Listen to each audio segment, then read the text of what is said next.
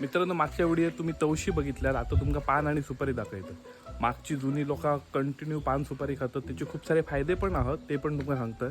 तर ही बघा, अशी ही जी आहे ती पानवेल हा, ही एकदम गावठी आहे आमची. असं कोवळा पान एक घेऊचा मस्तपैकी, एका चुनो तंबाखू लावून खातात, पण चुनो तंबाखू लावचू नसता.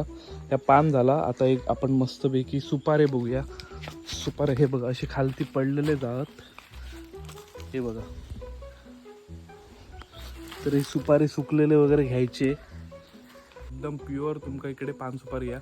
याची औषधी गुणधर्म पण खूप आहेत. उदाहरणार्थ पोट व्यवस्थित ठेवता, पचनक्रिया सुधारता, तोंडाक वगैरे वास येत असतात तर तो नाहीसो करता, दात मसुडे व्यवस्थित ठेवता, प्रमाणात खाल्लं तर एनर्जेटिक फील करून देता. सध्याची पोरा कशी स्टिंग रेडबुल वगैरे पितात, तर त्याच्या जागेवर ह्या जुन्या माणसांचा औषध होता. तर आपण आता सुपारी फोडूया आणि खाऊया.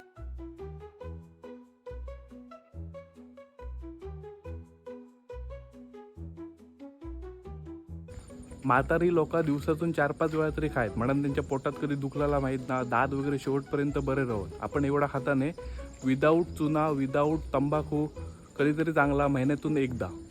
आणि हां, बाजूच्यांच्या भिंतीर तुका नको. चला बरा.